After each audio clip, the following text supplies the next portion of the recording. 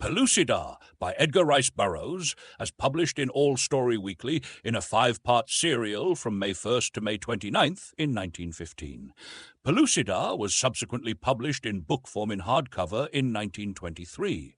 A map of Pellucidar was published in both the magazine and book version and will be shown during parts of this reading. Pellucidar is the second of 7 books in the Pellucidar series.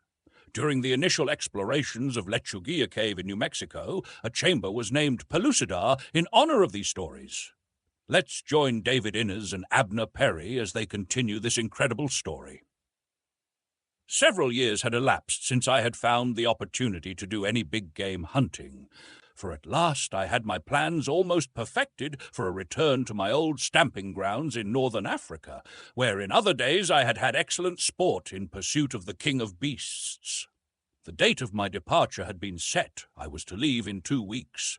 No schoolboy, counting the lagging hours that must pass before the beginning of long vacation, released him to the delirious joys of the summer camp, could have been filled with greater impatience or keener anticipation.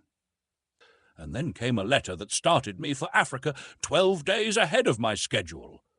Often am I in receipt of letters from strangers who have found something in a story of mine to commend or to condemn. My interest in this department of my correspondence is ever fresh. I opened this particular letter with all the zest of pleasurable anticipation with which I had opened so many others. The postmark, Algiers, had aroused my interest and curiosity, especially at this time, since it was Algiers that was presently to witness the termination of my coming sea voyage in search of sport and adventure. Before the reading of that was completed, lions and lion hunting had fled my thoughts, and I was in a state of excitement bordering upon frenzy. Well, read it yourself, and see if you, too, do not find food for frantic conjecture, for tantalizing doubts, and for a great hope. Here it is.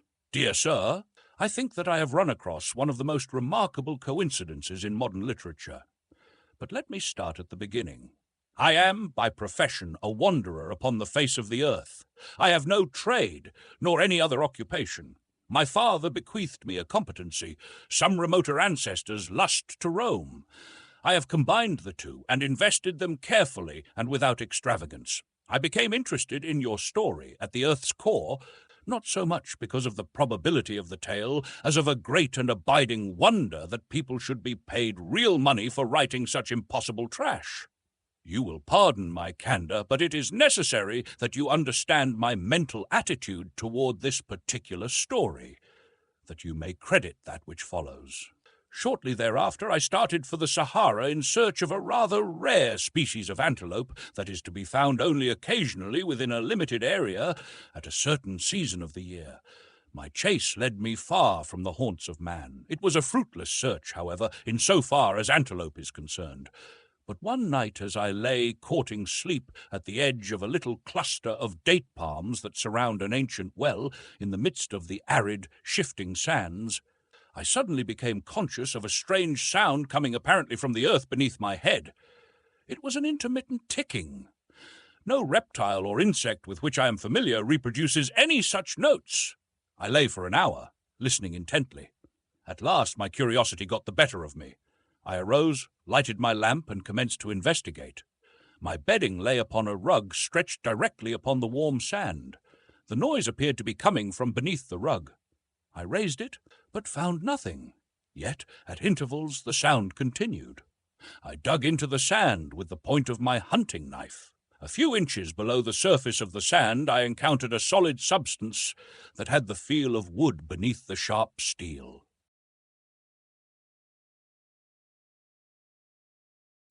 Excavating about it, I unearthed a small wooden box. From this receptacle issued the strange sound that I had heard. How had it come here? What did it contain? In attempting to lift it from its burying place, I discovered that it seemed to be held fast by means of a very small insulated cable running farther into the sand beneath it. My first impulse was to drag the thing loose by main strength, but fortunately I thought better of this and fell to examining the box. I soon saw that it was covered by a hinged lid, which was held closed by a simple screw hook and eye. It took but a moment to loosen this and raise the cover, when, to my utter astonishment, I discovered an ordinary telegraph instrument clicking away within. What in the world, thought I, is this thing doing here? That it was a French military instrument was my first guess. But really, there didn't seem much likelihood that this was the correct explanation when one took into account the loneliness and remoteness of the spot. As I sat gazing at my remarkable find, which was ticking and clicking away there in the silence of the desert night, trying to convey some message which I was unable to interpret, my eyes fell upon a bit of paper lying in the bottom of the box beside the instrument. I picked it up and examined it. Upon it were written but 2 letters. D.I. They meant nothing to me then. I was baffled. Once, in an interval of silence upon the part of the receiving instrument, I moved the sending key up and down a few times. Instantly the receiving mechanism commenced to work frantically. I tried to recall something of the Morse code with which I had played as a little boy, but time had obliterated it from my memory. I became almost frantic as I let my imagination run riot among the possibilities for which this clicking instrument might stand. Some poor devil at the unknown other end might be in dire need of succour. The very franticness of the instrument's wild clashing betokened something of the kind, and there sat I, powerless to interpret, and so powerless to help. It was then that the inspiration came to me. In a flash, there leaped to my mind the closing paragraphs of the story I had read in the club at Algiers. Does the answer lie somewhere upon the bosom of the broad Sahara, at the ends of 2 tiny wires, hidden beneath a lost cairn?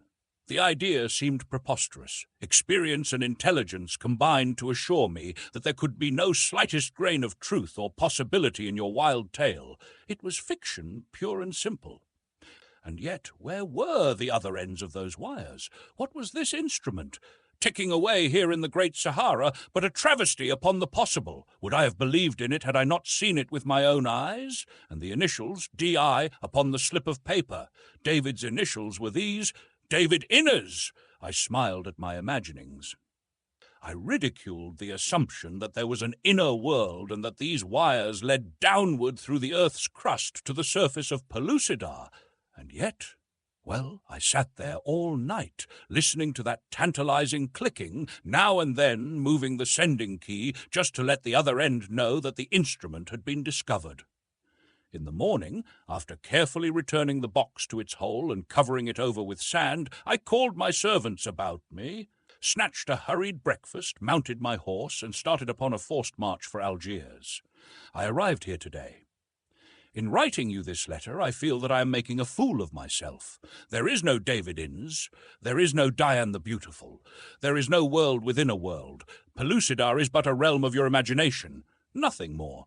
But the incident of the finding of that buried telegraph instrument upon the lonely Sahara is little short of uncanny, in view of your story of the adventures of David Innes. I have called it one of the most remarkable coincidences in modern fiction.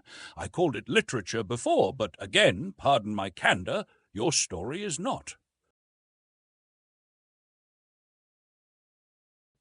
And now, why am I writing you? Heaven knows, unless it is that the persistent clicking of that unfathomable enigma out there in the vast silences of the Sahara has so wrought upon my nerves that reason refuses longer to function sanely.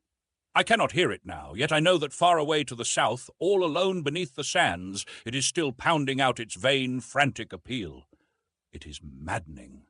It is your fault. I want you to release me from it. Cable me at once, at my expense, that there was no basis of fact for your story at the Earth's core. Very respectfully yours, Cogden Nestor, and Club Algiers, June 1st. 10 minutes after reading this letter, I had cabled Mr. Nestor as follows. Story true. Await me Algiers. As fast as train and boat would carry me, I sped toward my destination. For all those dragging days, my mind was a whirl of mad conjecture, of frantic hope, of numbing fear. The finding of the telegraph instrument practically assured me that David Innes had driven Perry's iron mole back through the earth's crust to the buried world of Pellucidar. But what adventures had befallen him since his return? Had he found Diane the Beautiful, his half-savage mate, safe among his friends, or had Hooja the Sly One succeeded in his nefarious schemes to abduct her? Did Abner Perry, the lovable old inventor and paleontologist, still live?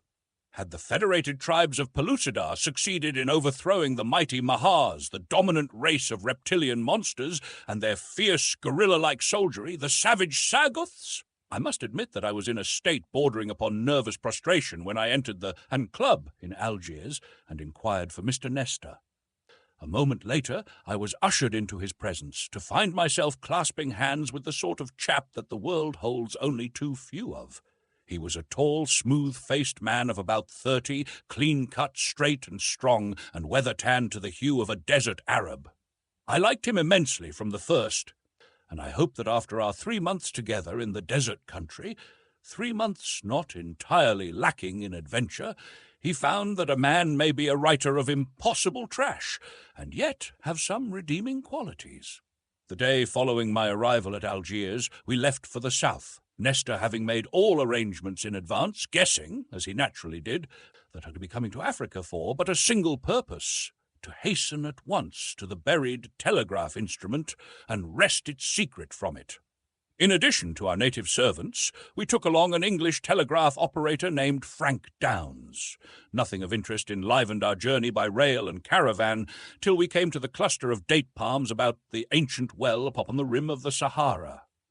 It was the very spot at which I first had seen David Innes. If he had ever raised a cairn above the telegraph instrument, no sign of it remained now. Had it not been for the chance that caused Cogden Nestor to throw down his sleeping rug directly over the hidden instrument, it might still be clicking there unheard, and this story still unwritten. When we reached the spot and unearthed the little box, the instrument was quiet, nor did repeated attempts upon the part of our telegrapher succeed in winning a response from the other end of the line. After several days of futile endeavor to raise Pellucidar, we had begun to despair. I was as positive that the other end of that little cable protruded through the surface of the inner world as I am that I sit here today in my study, when about midnight of the 4th day I was awakened by the sound of the instrument. Leaping to my feet, I grasped Downes roughly by the neck and dragged him out of his blankets. He didn't need to be told what caused my excitement, for the instant he was awake, he, too, heard the long-hoped-for click, and with a whoop of delight pounced upon the instrument. Nestor was on his feet almost as soon as I. The 3 of us huddled about that little box as if our lives depended upon the message it had for us. Downes interrupted the clicking with his sending key. The noise of the receiver stopped instantly. "Ask who it is, Downes," I directed. He did so, and while we awaited the Englishman's translation of the reply, I doubt if either Nestor or I breathed. "He says he's David Innes," said Downes. "He wants to know who we are." "Tell him," said I, "and that we want to know how he is and all that has befallen him since I last saw him." For 2 months I talked with David Innes almost every day, and as Downes translated, either Nestor or I took notes. From these, arranged in chronological order, I have set down the following account of the further adventures of David Innes at the Earth's core, practically in his own words. Chapter 1. Lost on Pellucidar. "The Arabs, of whom I wrote you at the end of my last letter," Innes began, "and whom I thought to be enemies intent only upon murdering me, proved to be exceedingly friendly. They were searching for the very band of marauders that had threatened my existence. The huge Rhamphorhynchus-like reptile that I had brought back with me from the inner world, the ugly Mahar that Hooja the Sly One had substituted for my dear Dian at the moment of my departure, filled them with wonder and with awe. Nor less so did the mighty subterranean prospector which had carried me to Pellucidar and back again, and which lay out in the desert about 2 miles from my camp. With their help I managed to get the unwieldy tons of its great bulk into a vertical position, the nose deep in a hole we had dug in the sand, and the rest of it supported by the trunks of date palms cut for the purpose.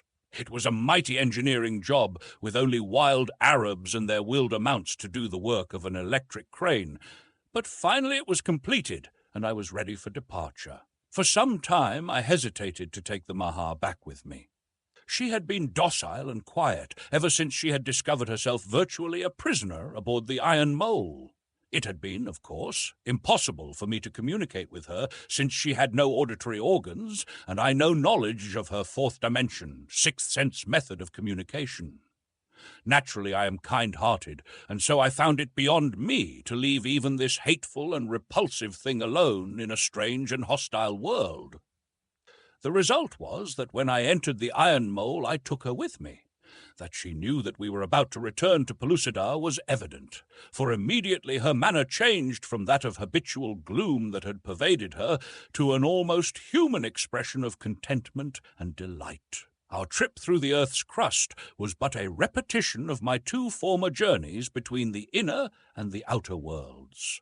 This time, however, I imagine that we must have maintained a more nearly perpendicular course, for we accomplished the journey in a few minutes less time than upon the occasion of my first journey through the 500-mile crust.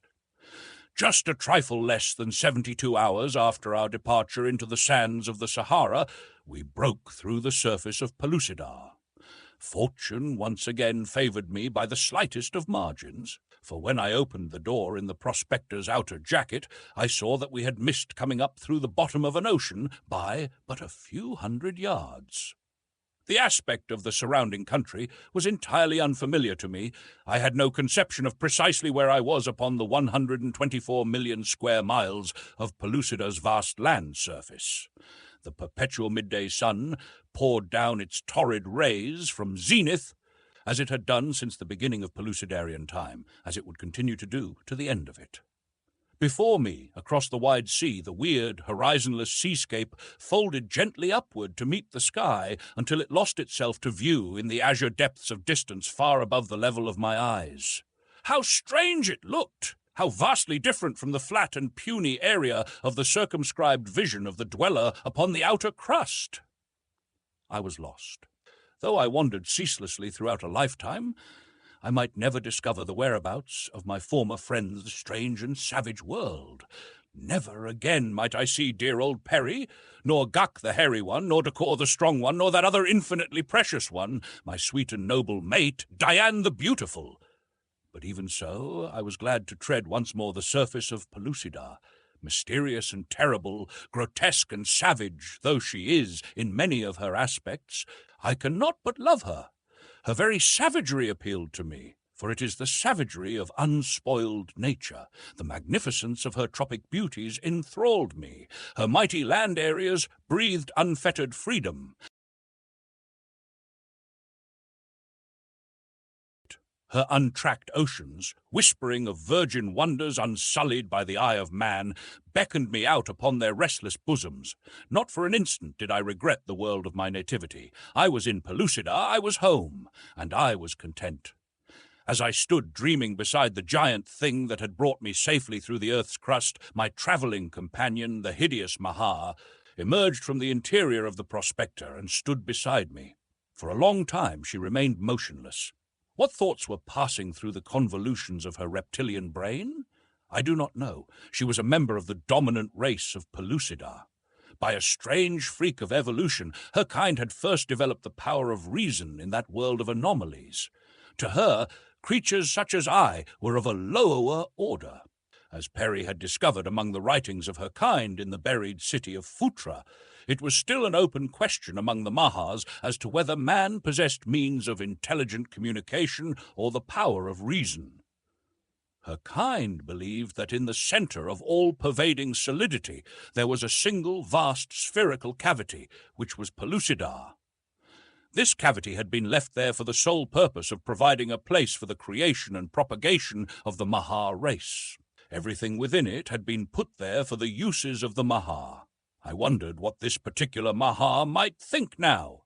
I found pleasure in speculating upon just what the effect had been upon her of passing through the earth's crust and coming out into a world that one of even less intelligence than the great Mahars could easily see was a different world from her own Pellucidar. What had she thought of the outer world's tiny sun? What had been the effect upon her of the moon and myriad stars of the clear African nights? How had she explained them? With what sensations of awe must she first have watched the sun moving slowly across the heavens to disappear at last beneath the western horizon, leaving in his wake that which the Maha had never before witnessed, the darkness of night. For upon Pellucidar there is no night. The stationary sun hangs forever in the center of the Pellucidarian sky, directly overhead. Then, too, she must have been impressed by the wondrous mechanism of the prospector which had bored its way from world to world and back again, and that it had been driven by a rational being must also have occurred to her. Too, she had seen me conversing with other men upon the earth's surface. She had seen the arrival of the caravan of books and arms and ammunition, and the balance of the heterogeneous collection which I had crammed into the cabin of the Iron Mole for transportation to Pellucidar.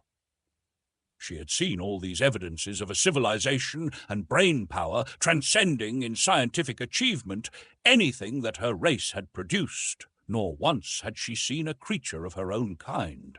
There could have been but a single deduction in the mind of the Maha. There were other worlds than Pellucidar, and the Gilak was a rational being.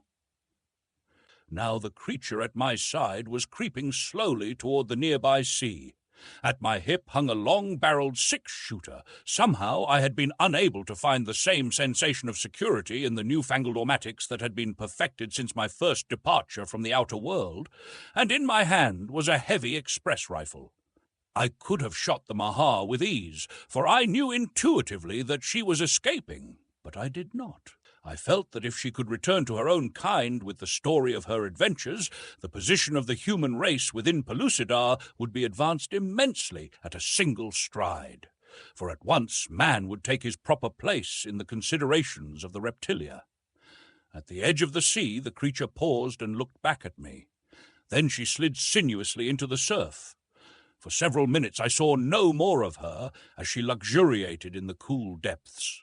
Then 100 yards from shore she rose, and there, for another short while, she floated upon the surface.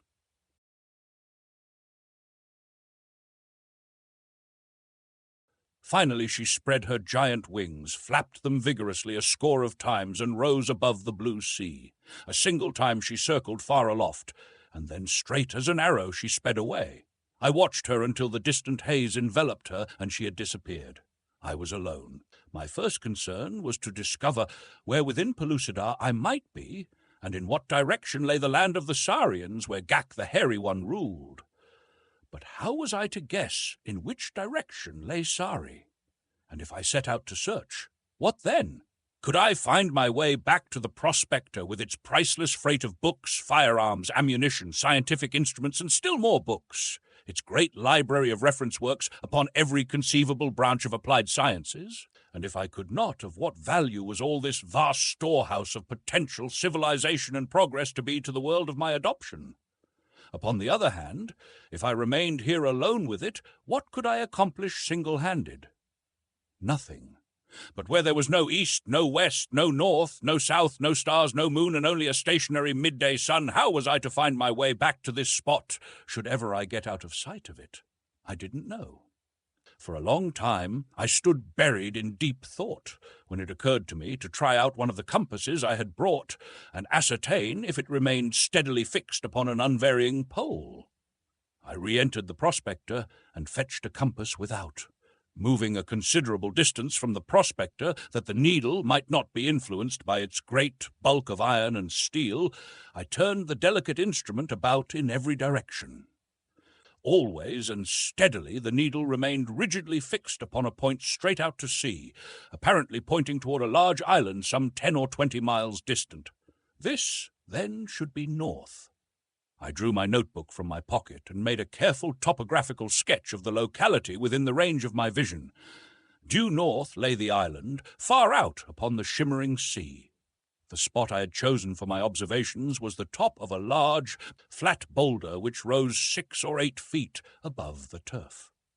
This spot I called Greenwich. The boulder was the Royal Observatory. I had made a start.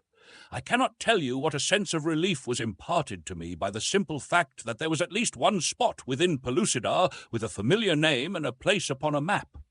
It was with almost childish joy that I made a little circle in my notebook and traced the word Greenwich beside it. Now I felt I might start out upon my search with some assurance of finding my way back again to the prospector. I decided that at first I would directly south in the hope that I might in that direction find some familiar landmark. It was as good a direction as any. This much at least might be said of it. Among the many other things I had brought from the outer world were a number of pedometers. I slipped 3 of these into my pockets with the idea that I might arrive at a more or less accurate mean from the registrations of them all. On my map, I would register so many paces south, so many east, so many west, and so on. When I was ready to return, I would then do so by any route that I might choose. I also strapped a considerable quantity of ammunition across my shoulders, pocketed some matches, and hooked an aluminum fry pan and a small stew kettle of the same metal to my belt. I was ready to go forth and explore a world, ready to search a land area of 124,110,000 square miles for my friends, my incomparable mate, and good old Perry. And so, after locking the door in the outer shell of the prospector, I set out upon my quest. Due south I travelled, across lovely valleys thick-dotted with grazing herds.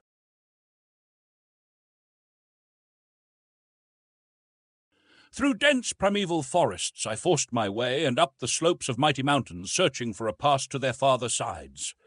Ibex and musk sheep fell before my good old revolver, so that I lacked not for food in the higher altitudes.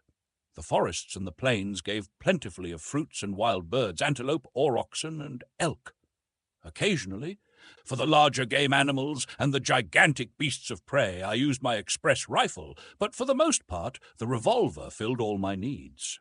There were times, too, when faced by a mighty cave bear, a saber-toothed tiger, or huge Felis spelaea, black-maned and terrible, even my powerful rifle seemed pitifully inadequate. But fortune favored me so that I passed unscathed through adventures that even the recollection of causes the short hairs to bristle at the nape of my neck. How long I wandered toward the south, I do not know, for shortly after I left the prospector, something went wrong with my watch, and I was again at the mercy of the baffling timelessness of Pellucidar, forging steadily ahead beneath the great, motionless sun which hangs eternally at noon. I ate many times, however, so that days must have elapsed, possibly months, with no familiar landscape rewarding my eager eyes. I saw no men nor signs of men. Nor is this strange, for Pellucidar in its land area is immense, while the human race there is very young and consequently far from numerous. Doubtless, upon that long search, mine was the first human foot to touch the soil in many places, mine the first human eye to rest upon the gorgeous wonders of the landscape. It was a staggering thought. I could not but dwell upon it often as I made my lonely way through this virgin world. Then, quite suddenly, one day I stepped out of the peace of manless primality into the presence of man, and peace was gone. It happened thus. I had been following a ravine downward out of a chain of lofty hills, and had paused at its mouth to view the lovely little valley that lay before me. At one side was tangled wood, while straight ahead a river wound peacefully along parallel to the cliffs in which the hills terminated at the valley's edge. Presently, as I stood enjoying the lovely scene, as insatiate for nature's wonders as if I had not looked upon similar landscapes countless times, a sound of shouting broke from the direction of the woods. That the harsh, discordant notes rose from the throats of men I could not doubt.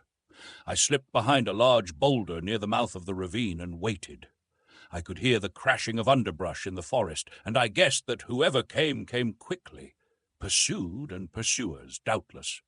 In a short time some hunted animal would break into view, and a moment later a score of half-naked savages would come leaping after with spears or club or great stone knives. I had seen the thing so many times during my life within Pellucidar that I felt that I could anticipate to a nicety precisely what I was about to witness. I hoped that the hunters would prove friendly and be able to direct me towards Sari.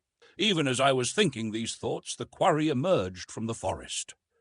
But it was no terrified four-footed beast. Instead, what I saw was an old man, a terrified old man, staggering feebly and hopelessly from what must have been some very terrible fate, if one could judge from the horrified expressions he continually cast behind him toward the wood. He came stumbling on in my direction. He had covered but a short distance from the forest when I beheld the first of his pursuers, a Sagoth, one of those grim and terrible guerrilla men who guard the mighty Mahars in their buried cities, faring forth from time to time upon slave-raiding or punitive expeditions against the human race of Pellucidar, of whom the dominant race of the inner world think as we think of the bison or the wild sheep of our own world. Close behind the foremost Sagoth came others until a full dozen raced, shouting after the terror-stricken old man. They would be upon him shortly, that was plain. One of them was rapidly overhauling him, his back-thrown spear-arm testifying to his purpose. And then, quite with the suddenness of an unexpected blow, I realized a past familiarity with the gait and carriage of the fugitive. Simultaneously there swept over me the staggering fact that the old man was Perry, that he was about to die before my very eyes, with no hope that I could reach him in time to avert the awful catastrophe, for to me it meant a real catastrophe. Perry was my best friend. Diane, of course, I looked upon as more than friend. She was my mate, a part of me. I had entirely forgotten the rifle in my hand and the revolvers at my belt. One does not readily synchronize his thoughts with the Stone Age and the 20th century simultaneously. Now, from past habit, I still thought in the Stone Age, and in my thoughts of the Stone Age there were no thoughts of firearms. The fellow was almost upon Perry when the feel of the gun in my hand awoke me from the lethargy of terror that had gripped me. From behind my boulder I threw up the heavy express rifle, a mighty engine of destruction that might bring down a cave bear or a mammoth at a single shot, and let drive at the Sagoth's broad, hairy breast. At the sound of the shot he stopped stock still. His spear dropped from his hand. Then he lunged forward upon his face. The effect upon the others was little less remarkable.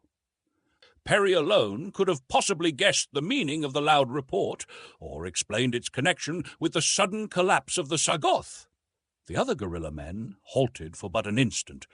Then, with renewed shrieks of rage, they sprang forward to finish Perry. At the same time, I stepped from behind my boulder, drawing one of my revolvers that I might conserve the more precious ammunition of the express rifle. Quickly I fired again with the lesser weapon. Then it was that all eyes were directed toward me. Another Sagoth fell to the bullet from the revolver, but it did not stop his companions. They were out for revenge as well as blood now, and they meant to have both. As I ran forward toward Perry, I fired 4 more shots, dropping 3 of our antagonists. Then at last the remaining 7 wavered. It was too much for them, this roaring death that leaped invisible upon them from a great distance. As they hesitated, I reached Perry's side. I have never seen such an expression upon any man's face as that upon Perry's when he recognized me. I have no words wherewith to describe it. There was not time to talk then, scarce for a greeting. I thrust the full, loaded revolver into his hand, fired the last shot in my own, and reloaded. There were but 6 Sagoths left then. They started toward us once more, though I could see that they were terrified, probably as much by the noise of the guns as by their effects. They never reached us. Halfway the 3 that remained turned and fled, and we let them go. The last we saw of them, they were disappearing into the tangled undergrowth of the forest. And then Perry turned and threw his arms about my neck, and burying his old face upon my shoulder, wept like a child. Chapter 2. Traveling with Terror. We made camp there beside the peaceful river. There Perry told me all that had befallen him since I had departed for the outer crust. It seemed that Hooja had made it appear that I had intentionally left Diane behind, and that I did not purpose ever returning to Pellucidar. He told them that I was of another world, and that I had tired of this and of its inhabitants.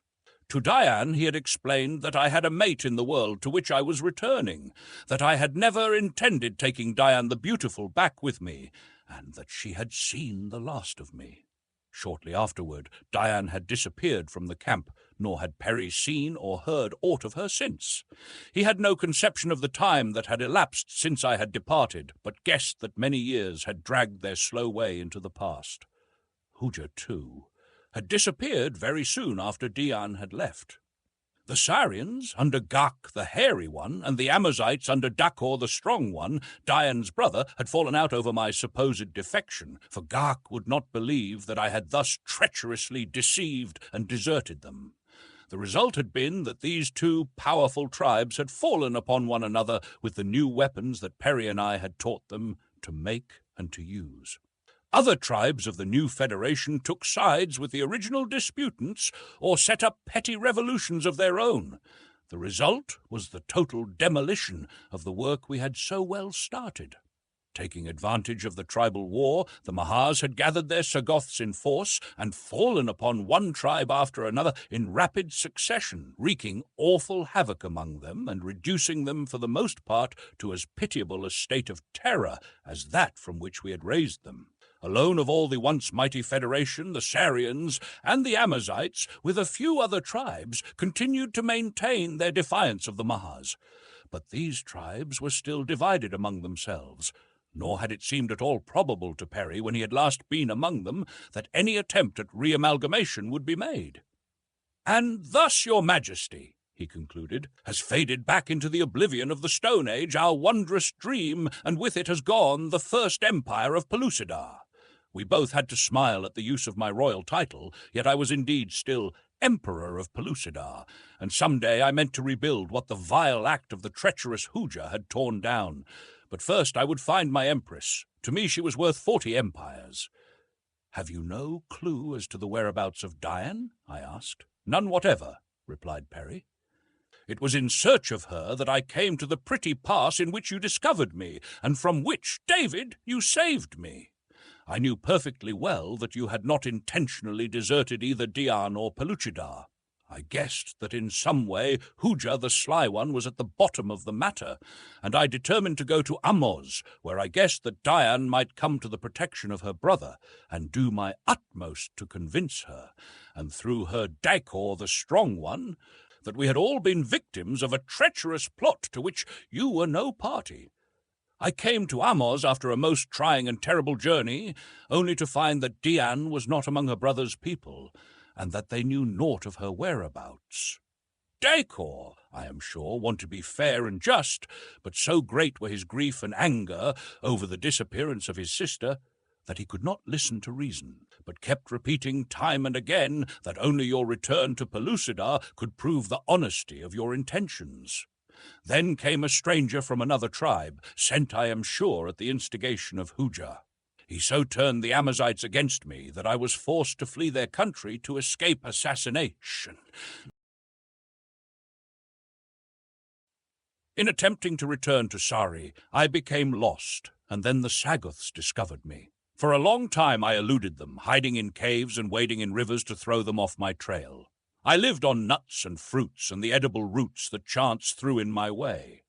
I travelled on and on, in what directions I could not even guess, and at last I could elude them no longer, and the end came as I had long foreseen that it would come, except that I had not foreseen that you would be there to save me. We rested in our camp until Perry had regained sufficient strength to travel again. We planned much, rebuilding all our shattered air castles, but above all we planned most to find Dian.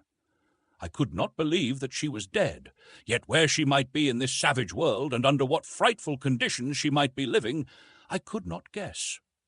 When Perry was rested, we returned to the Prospector, where he fitted himself out fully like a civilized human being, underclothing, socks, shoes, khaki jacket, and breeches, and good substantial puttees. When I had come upon him, he was clothed in rough sadak sandals, a G-string, and a tunic fashioned from the shaggy hide of a thag. Now he wore real clothing again for the first time since the ape folk had stripped us of our apparel that long-gone day that had witnessed our advent within Pellucidar. With a bandolier of cartridges across his shoulder, 2 six-shooters at his hips, and a rifle in his hand, he was a much rejuvenated Perry.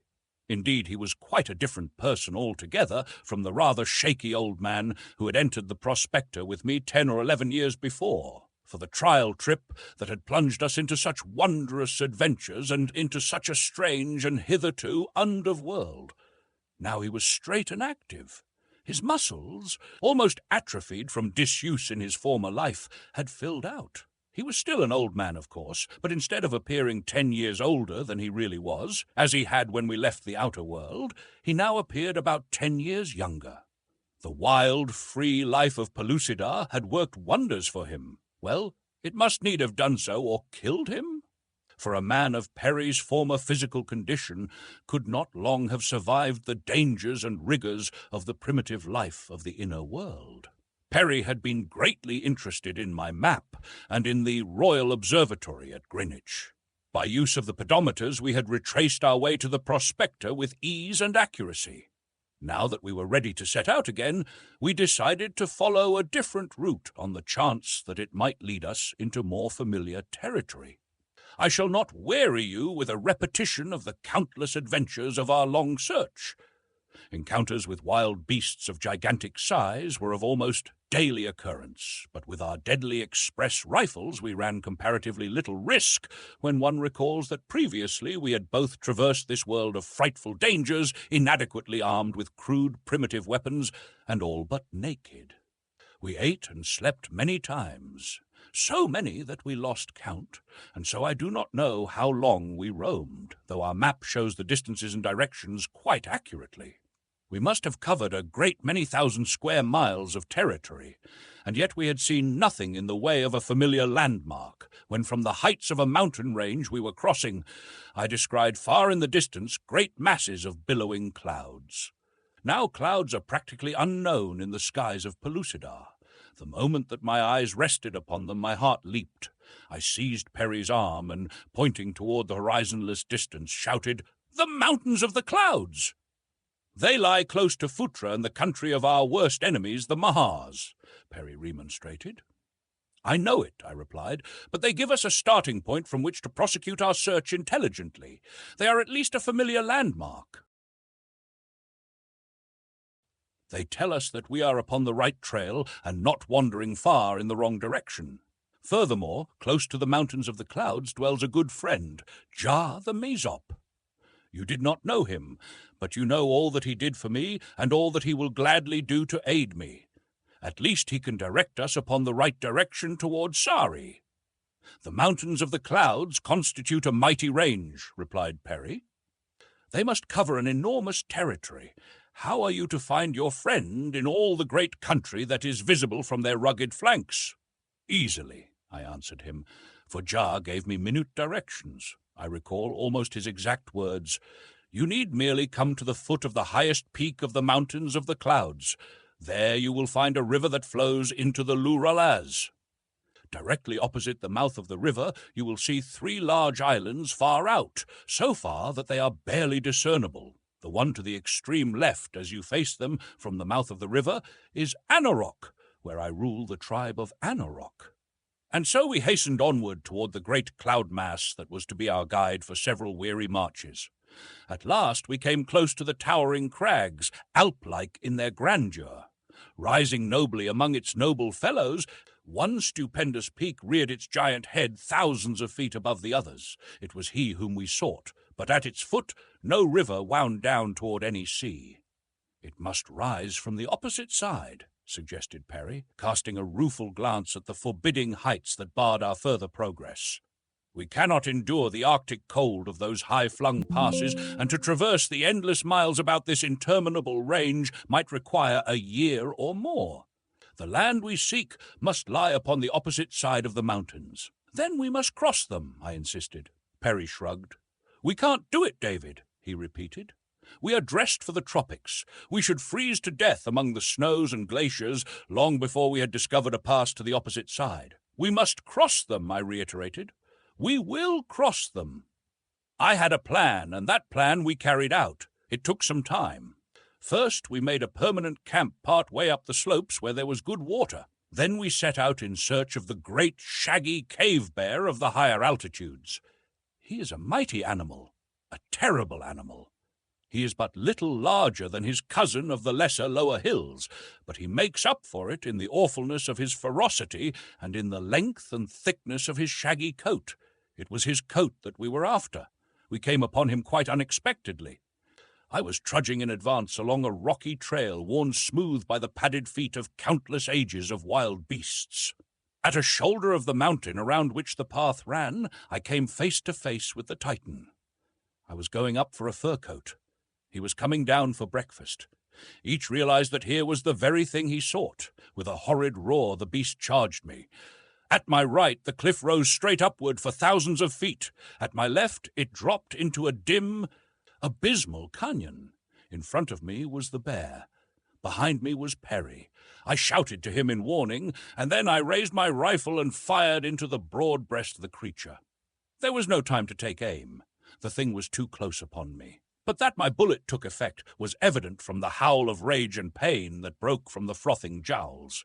It didn't stop him, though. I fired again, and then he was upon me. Down I went beneath his ton of maddened, clawing flesh and bone and sinew. I thought my time had come. I remember feeling sorry for poor old Perry, left all alone in this inhospitable savage world. And then of a sudden I realized that the bear was gone and that I was quite unharmed. I leaped to my feet, my rifle still clutched in my hand, and looked about for my antagonist. I thought that I should find him farther down the trail, probably finishing Perry, and so I leaped in the direction I supposed him to be, to find Perry perched upon a projecting rock several feet above the trail. My cry of warning had given him time to reach this point of safety. There he squatted, his eyes wide and his mouth ajar, the picture of abject terror and consternation. "Where is he?" he cried when he saw me. "Where is he? Didn't he come this way?" I asked. "Nothing came this way," replied the old man. "But I heard his roars. He must have been as large as an elephant." "He was," I admitted, "but where in the world do you suppose he disappeared to?" Then came a possible explanation to my mind. I returned to the point at which the bear had hurled me down and peered over the edge of the cliff into the abyss below. Far, far down I saw a small brown blotch near the bottom of the cannon. It was the bear. My second shot must have killed him, and so his dead body, after hurling me to the path, had toppled over into the abyss. I shivered at the thought of how close I, too, must have been to going over with him. It took us a long time to reach the carcass, and arduous labor to remove the great pelt.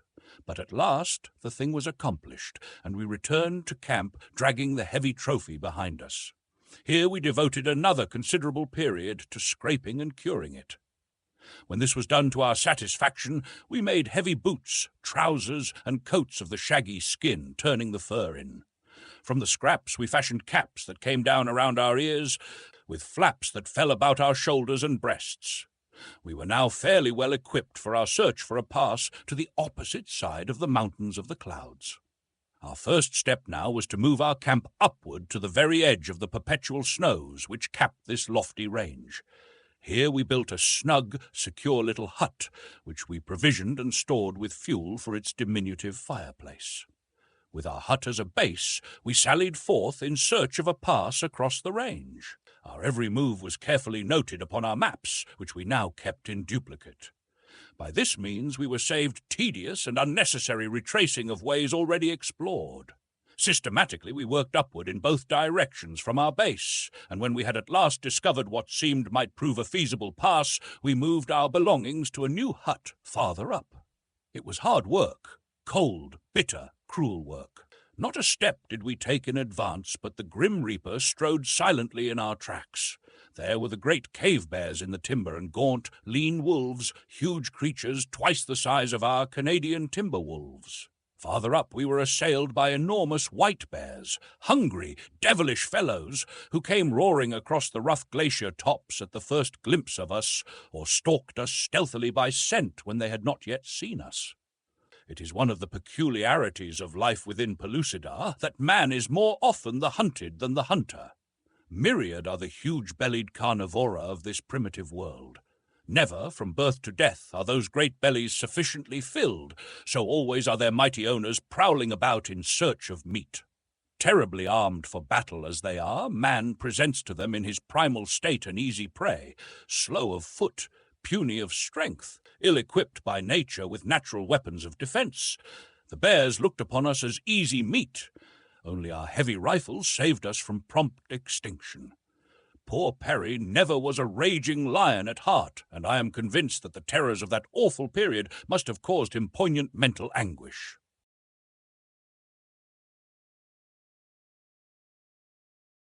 When we were abroad, pushing our trail farther and farther toward the distant break which we assumed marked a feasible way across the range, we never knew at what second some great engine of clawed and fanged destruction might rush upon us from behind, or lie in wait for us beyond an ice hummock or a jutting shoulder of the craggy steeps.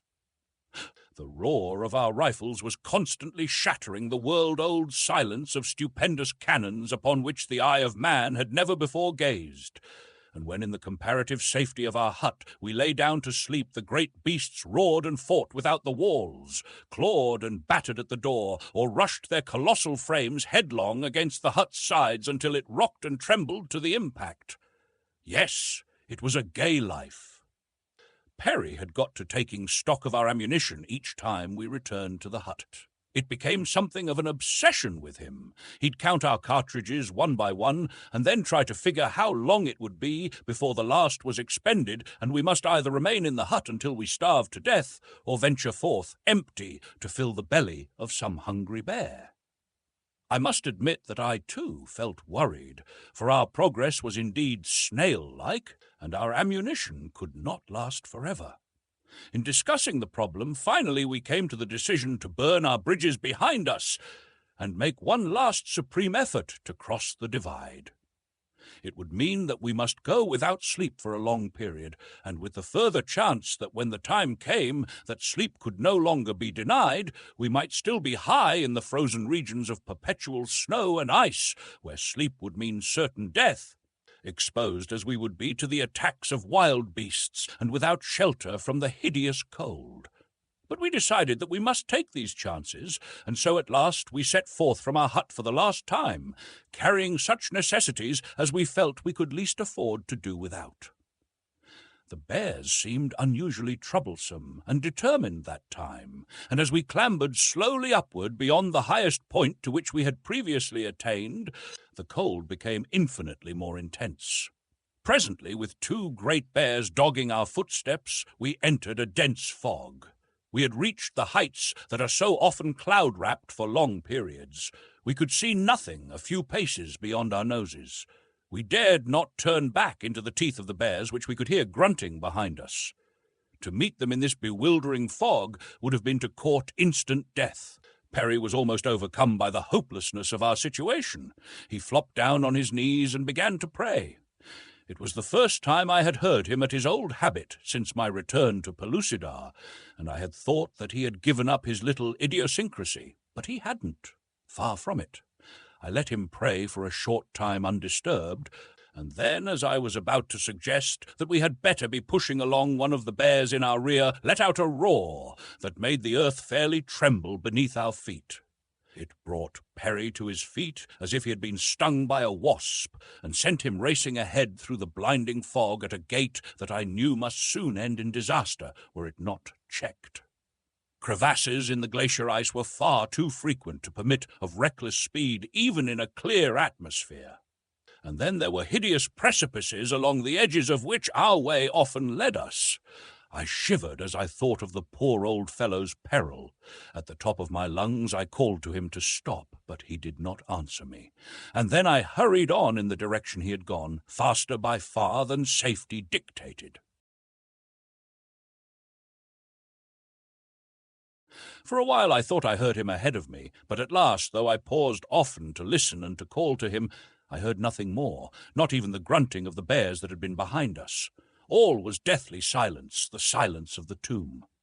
About me lay the thick, impenetrable fog. I was alone. Perry was gone forever, I had not the slightest doubt. Somewhere nearby lay the mouth of a treacherous fissure, and far down at its icy bottom lay all that was mortal of my old friend Abner Perry. There would his body be preserved in its icy sepulchre for countless ages, until on some far distant day the slow-moving river of ice had wound its snail-like way down to the warmer level, there to disgorge its grisly evidence of grim tragedy, and what in that far future age might mean baffling mystery. Chapter 3. shooting the chutes and after. Through the fog I felt my way along by means of my compass. I no longer heard the bears, nor did I encounter one within the fog. Experience has since taught me that these great beasts are as terror-stricken by this phenomenon as a landsman by a fog at sea, and that no sooner does a fog envelop them than they make the best of their way to lower levels and a clear atmosphere. It was well for me that this was true. I felt very sad and lonely as I crawled along the difficult footing. My own predicament weighed less heavily upon me than the loss of Perry, for I loved the old fellow. That I should ever win the opposite slopes of the range I began to doubt, for though I am naturally sanguine, I imagined that the bereavement which had befallen me had cast such a gloom over my spirits that I could see no slightest ray of hope for the future. Then, too, the blighting grey oblivion of the cold, damp clouds through which I wandered was distressing. Hope thrives best in sunlight, and I am sure that it does not thrive at all in a fog. But the instinct of self-preservation is stronger than hope. It thrives, fortunately, upon nothing. It takes root upon the brink of the grave and blossoms in the jaws of death. Now it flourished bravely upon the breast of dead hope, and urged me onward and upward in a stern endeavour to justify its existence. As I advanced, the fog became denser. I could see nothing beyond my nose. Even the snow and I trod were invisible. I could not see below the breast of my bearskin coat. I seemed to be floating in a sea of vapour. To go forward over a dangerous glacier under such conditions was little short of madness. But I could not have stopped going had I known positively that death lay 2 paces before my nose. In the first place, it was too cold to stop, and in the second, I should have gone mad but for the excitement of the perils that beset each forward step. For some time the ground had been rougher and steeper, until I had been forced to scale a considerable height that had carried me from the glacier entirely. I was sure from my compass that I was following the right general direction, and so I kept on. Once more the ground was level. From the wind that blew about me I guessed that I must be upon some exposed peak of ridge, and then quite suddenly I stepped out into space. Wildly I turned and clutched at the ground that had slipped from beneath my feet. Only a smooth, icy surface was there. I found nothing to clutch or stay my fall, and a moment later so great was my speed that nothing could have stayed me. As suddenly as I had pitched into space, with equal suddenness did I emerge from the fog, out of which I shot like a projectile from a cannon into clear daylight. My speed was so great that I could see nothing about me but a blurred and indistinct sheet of smooth and frozen snow that rushed past me with express train velocity. I must have slid downward thousands of feet before the steep incline curved gently onto a broad, smooth, snow-covered plateau. Across this I hurtled with slowly diminishing velocity, until at last objects about me began to take definite shape. Far ahead, miles and miles away, I saw a great valley and mighty woods, and beyond these a broad expanse of water. In the nearer foreground I discerned a small dark blob of colour upon the shimmering whiteness of the snow. A bear, thought I, and thanked the instinct that had impelled me to cling tenaciously to my rifle during the moments of my awful tumble. At the rate I was going, it would be but a moment before I should be quite abreast the thing, nor was it long before I came to a sudden stop in soft snow, upon which the sun was shining, not 20 paces from the object of my most immediate apprehension. It was standing upon its hind legs waiting for me. As I scrambled to my feet to meet it, I dropped my gun in the snow and doubled up with laughter. It was Perry. The expression upon his face, combined with the relief I felt at seeing him again safe and sound, was too much for my overwrought nerves. "David!" he cried. "David, my boy! God has been good to an old man. He has answered my prayer." It seems that Perry, in his mad flight, had plunged over the brink at about the same point as that at which I had stepped over it a short time later. Chance had done for us what long periods of rational labour had failed to accomplish. We had crossed the divide. We were upon the side of the mountains of the clouds that we had for so long been attempting to reach. We looked about. Below us were green trees and warm jungles. In the distance was a great sea. "The Lural I said, pointing toward its blue-green surface. Somehow, the gods alone can explain it, Perry too had clung to his rifle during his mad descent of the icy slope. For that there was cause for great rejoicing. Neither of us was worse for his experience, so after shaking the snow from our clothing, we set off at a great rate down toward the warmth and comfort of the forest and the jungle. The going was easy by comparison with the awful obstacles we had had to encounter upon the opposite side of the divide. There were beasts, of course, but we came through safely. Before we halted to eat or rest, we stood beside a little mountain brook beneath the wondrous trees of the primeval forest in an atmosphere of warmth and comfort.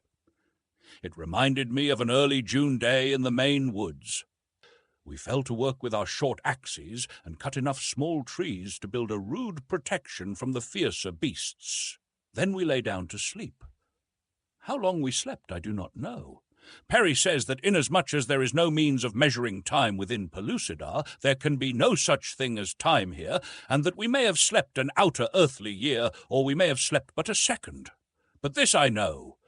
We had stuck the ends of some of the saplings into the ground in the building of our shelter, first stripping the leaves and branches from them, and when we awoke, we found that many of them had thrust forth sprouts. Personally, I think that we slept at least a month, but who may say? The sun marked midday when we closed our eyes. It was still in the same position when we opened them, nor had it varied a hair's breadth in the interim. It is most baffling, this question of elapsed time within Pellucidar. Anyhow, I was famished when we awoke. I think that it was the pangs of hunger that awoke me. Ptarmigan and wild boar fell before my revolver within a dozen moments of my awakening. Perry soon had a roaring fire blazing by the brink of the little stream. It was a good and delicious meal we made. Though we did not eat the entire boar, we made a very large hole in him, while the ptarmigan was but a mouthful. Having satisfied our hunger, we determined to set forth at once in search of Anorok and my old friend, Jar the Mezop. We each thought that by following the little stream downward, we should come upon the large river, which Jar had told me emptied into the Lural as opposite his island. We did so, nor were we disappointed, for at last after a pleasant journey. And what journey would not be pleasant after the hardships we had endured among the peaks of the mountains of the clouds? We came upon a broad flood that rushed majestically onward in the direction of the great sea we had seen from the snowy slopes of the mountains.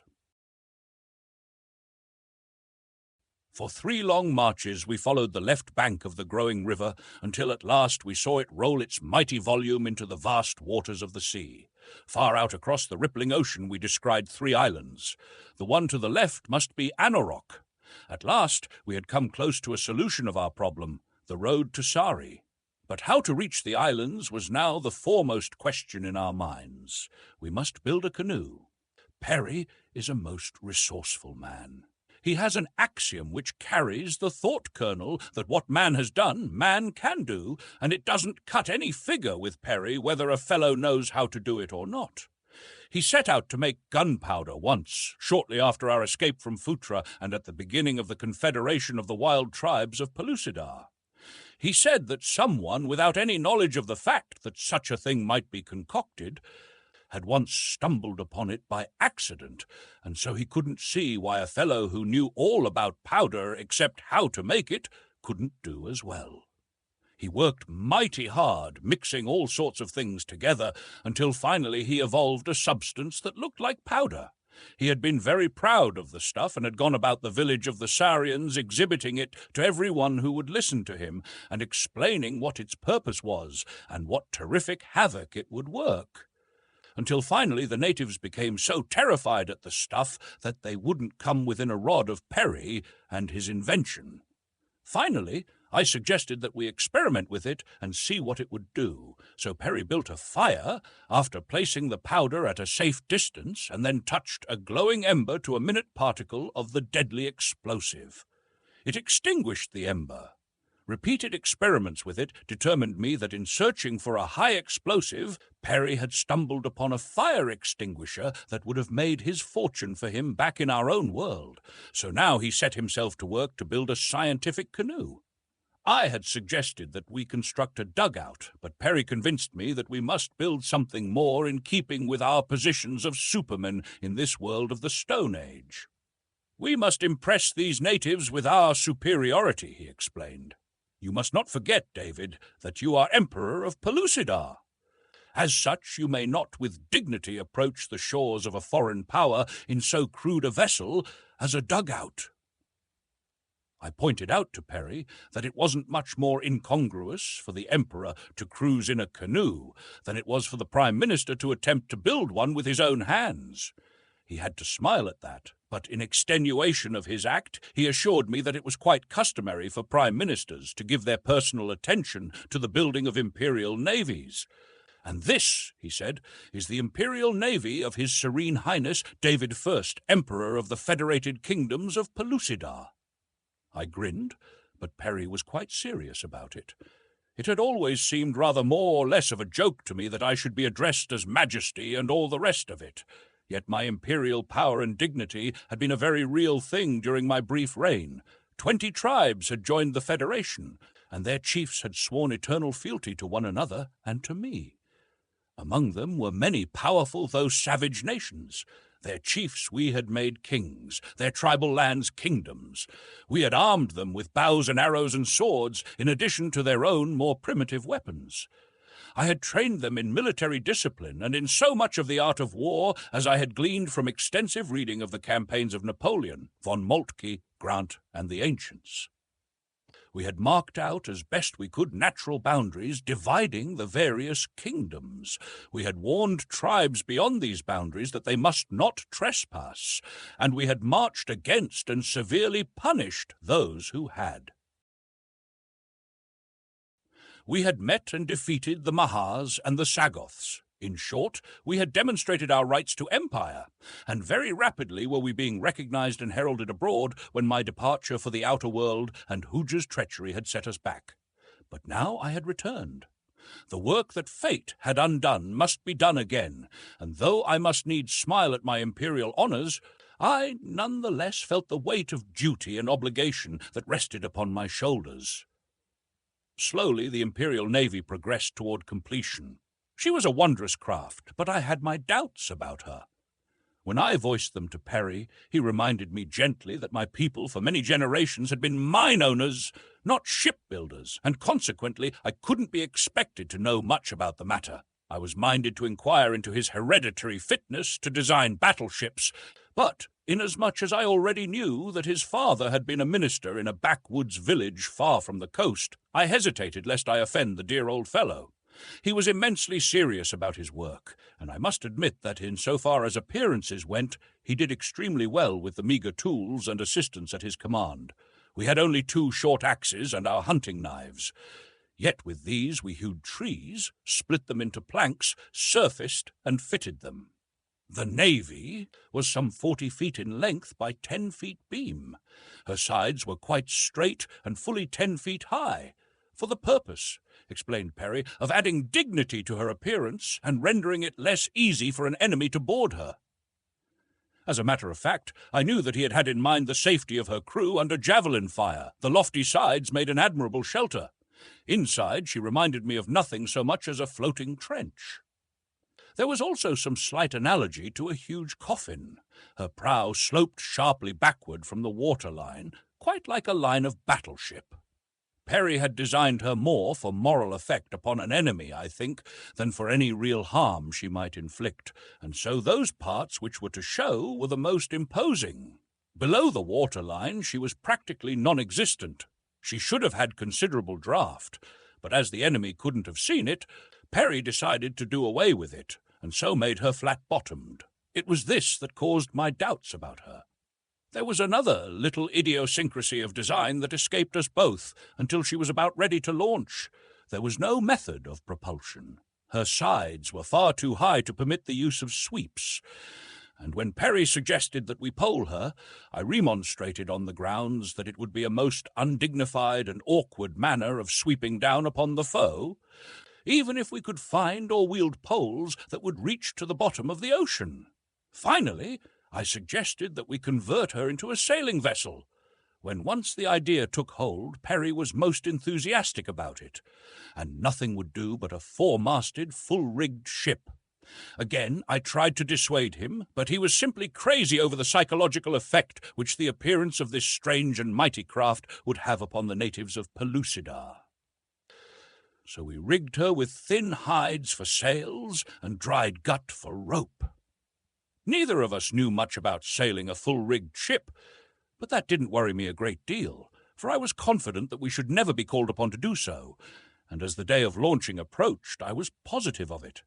We had built her upon a low bank of the river, close to where it emptied into the sea, and just above high tide. Her keel we had laid upon several rollers cut from small trees, the ends of the rollers in turn resting upon parallel tracks of long saplings. Her stern was toward the water. A few hours before we were ready to launch her, she made quite an imposing picture, for Perry had insisted upon setting every shred of canvas. I told him that I didn't know much about it, but I was sure that at launching the hull only should have been completed, everything else being completed after she had floated safely. At the last minute there was some delay while we sought a name for her. I wanted her christened the Perry, in honor both of her designer and that other great naval genius of another world, Captain Oliver Hazard Perry of the United States Navy. But Perry was too modest. He wouldn't hear of it. We finally decided to establish a system in the naming of the fleet. Battleships of the first class should bear the names of kingdoms of the Federation, armored cruisers the names of kings, cruisers the names of cities, and so on down the line. Therefore, we decided to name the first battleship Sari, after the first of the Federated Kingdoms. The launching of the Sari proved easier than I contemplated. Perry wanted me to get in and break something over the bow as she floated out upon the bosom of the river, but I told him that I should feel safer on dry land until I saw which side up the Sari would float. I could see by the expression of the old man's face that my words had hurt him. But I noticed that he didn't offer to get in himself, and so I felt less contrition than I might otherwise. When we cut the ropes and removed the block Sari in place, she started for the water with a lunge. Before she hit it, she was going at a reckless speed, for we had laid our tracks quite down to the water, greased them, and at intervals placed rollers all ready to receive the ship as she moved forward with stately dignity. But there was no dignity in the Sari. When she touched the surface of the river, she must have been going 20 or 30 miles an hour. Her momentum carried her well out into the stream, until she came to a sudden halt at the end of the long line which we had had the foresight to attach to her bow and fasten to a large tree upon the bank. The moment her progress was checked, she promptly capsized. Perry was overwhelmed. I didn't upbraid him, nor remind him that I had told him so. His grief was so genuine and so apparent that I didn't have the heart to reproach him, even were I inclined to that particular sort of meanness. "Come, come, old man," I cried. "It's not as bad as it looks. Give me a hand with this rope, and we'll drag her up as far as we can, and then when the tide goes out, we'll try another scheme. I think we can make a go of her yet." Well, we managed to get her up into shallow water.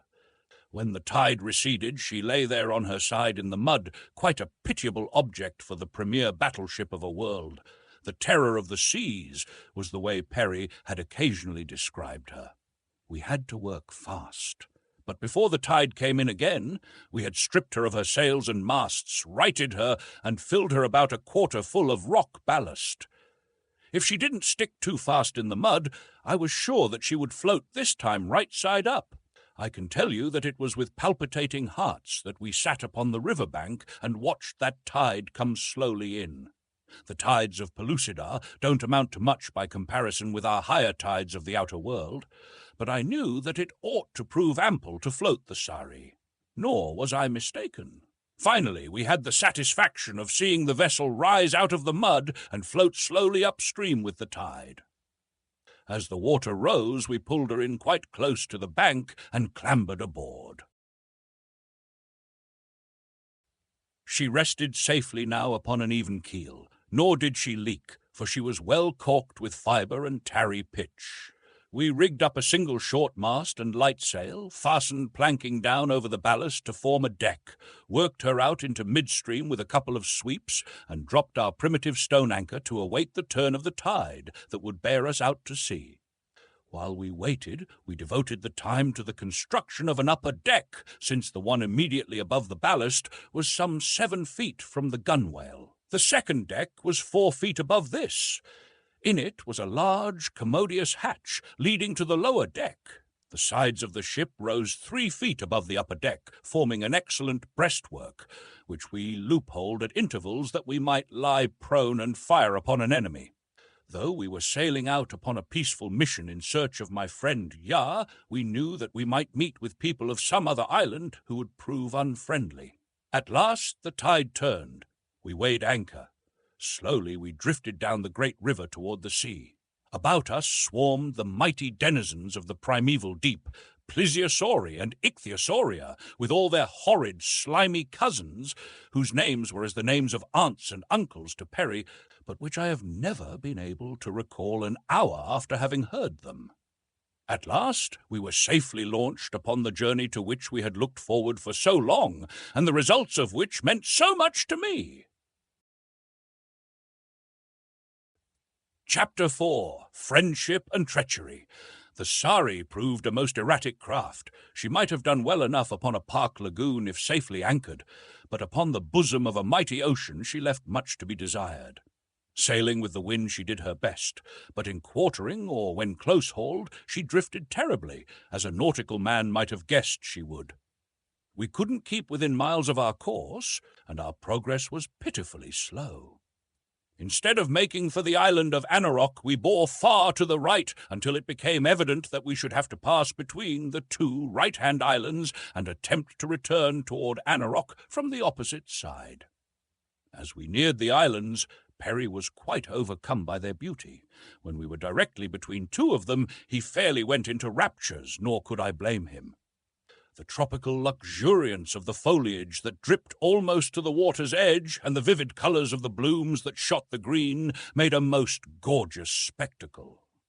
Perry was right in the midst of a flowery panegyric on the wonders of the peaceful beauty of the scene, when a canoe shot out from the nearest island.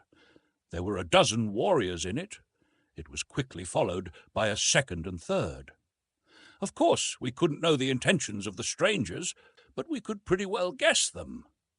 Perry wanted to man the sweeps and try to get away from them, but I soon convinced him that any speed of which the Sari was capable would be far too slow to outdistance the swift, though awkward, dugouts of the Mesops. I waited until they were quite close enough to hear me, and then I hailed them. I told them that we were friends of the Mesops, and that we were upon a visit to Jar of Anarok, to which they replied that they were at war with Jar, and that if we would wait a minute they'd board us and throw our corpses to the Yazdai-Riths. I warned them that they would get the worst of it if they didn't leave us alone, but they only shouted in derision and paddled swiftly toward us. It was evident that they were considerably impressed by the appearance and dimensions of our craft, but as these fellows know no fear, they were not at all awed. Seeing that they were determined to give battle, I leaned over the rail of the Sari and brought the Imperial battle squadron of the Emperor of Pellucidar into action for the first time in the history of a world. In other and simpler words, I fired my revolver at the nearest canoe. The effect was magical. A warrior rose from his knees, threw his paddle aloft, stiffened into rigidity for an instant, and then toppled overboard. The others ceased paddling, and with wide eyes looked first at me and then at the battling sea things which fought for the corpse of their comrade. To them it must have seemed a miracle that I should be able to stand at thrice the range of the most powerful javelin thrower, and with a loud noise and a smudge of smoke slay one of their number with an invisible missile. But only for an instant were they paralyzed with wonder. Then, with savage shouts, they fell once more to their paddles and forged rapidly toward us. Again and again I fired. At each shot, a warrior sank to the bottom of the canoe or tumbled overboard. When the prow of the first craft touched the side of the Sari, it contained only dead and dying men. The other two dugouts were approaching rapidly, so I turned my attention toward them. I think that they must have been commencing to have some doubts, those wild, naked, red warriors, for when the first man fell in the second boat, the others stopped paddling and commenced to jabber among themselves. The third boat pulled up alongside the second, and its crews joined in the conference. Taking advantage of the lull in the battle, I called out to the survivors to return to their shore. "I have no fight with you," I cried. And then I told them who I was, and added that if they would live in peace, they must sooner or later join forces with me. "Go back now to your people," I counseled them, "and tell them that you have seen David Fa, Emperor of the Federated Kingdoms of Pellucidar, and that single-handed he has overcome you, just as he intends overcoming the Mahars and the Sagoths and any other peoples of Pellucidar who threaten the peace and welfare of his empire." Slowly they turned the noses of their canoes toward land. It was evident that they were impressed, yet that they were loath to give up without further contesting my claim to naval supremacy was also apparent, for some of their number seemed to be exhorting the others to a renewal of the conflict. However, at last they drew slowly away, and the Sari, which had not decreased her snail-like speed during this, her first engagement, continued upon her slow, uneven way. Presently Perry stuck his head up through the hatch and hailed me. "Have the scoundrels departed?" he asked. "Have you killed them all?" "Those whom I failed to kill have departed, Perry," I replied. He came out on deck and, peering over the side, descried the lone canoe floating a short distance astern with its grim and grisly freight. Farther his eyes wandered to the retreating boats. "David," said he at last, "this is a notable occasion. It is a great day in the annals of Pellucidar. We have won a glorious victory.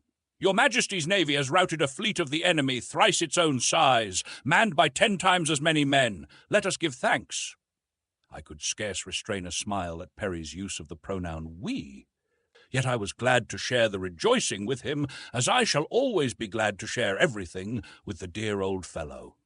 Perry is the only male coward I have ever known whom I could respect and love. He was not created for fighting, but I think that if the occasion should ever arise where it became necessary, he would give his life cheerfully for me. Yes, I know it.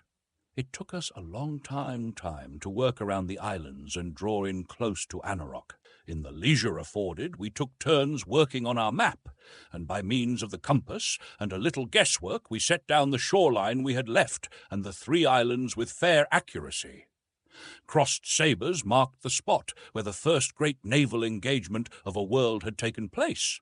In a notebook we jotted down, as had been our custom, details that would be of historical value later. Opposite Anarok we came to anchor quite close to shore. I knew from my previous experience with the tortuous trails of the island that I could never find my way inland to the hidden tree village of the Mezop chieftain, Ja. So we remained aboard the Surrey, firing our express rifles at intervals to attract the attention of the natives. After some 10 shots had been fired at considerable intervals, a body of copper-coloured warriors appeared upon the shore. They watched us for a moment, and then I hailed them, asking the whereabouts of my old friend Ja. They did not reply at once, but stood with their heads together in serious and animated discussion. Continually they turned their eyes toward our strange craft. It was evident that they were greatly puzzled by our appearance, as well as unable to explain the source of the loud noises that had attracted their attention to us. At last one of the warriors addressed us. "Who are you who seek Ja?" he asked. "What would you of our chief?" "We are friends," I replied.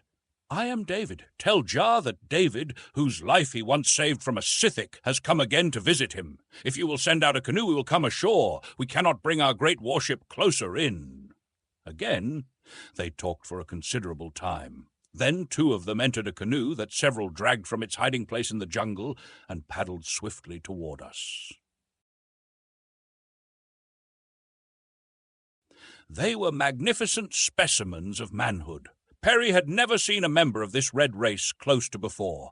In fact, the dead men in the canoe we had left astern after the battle, and the survivors who were paddling rapidly toward their shore, were the first he ever had seen.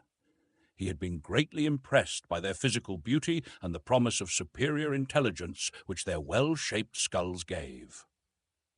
The two who now paddled out received us into their canoe with dignified courtesy. To my inquiries relative to Jar, they explained that he had not been in the village when our signals were heard, but that runners had been sent out after him, and that doubtless he was already upon his way to the coast. One of the men remembered me from the occasion of my former visit to the island.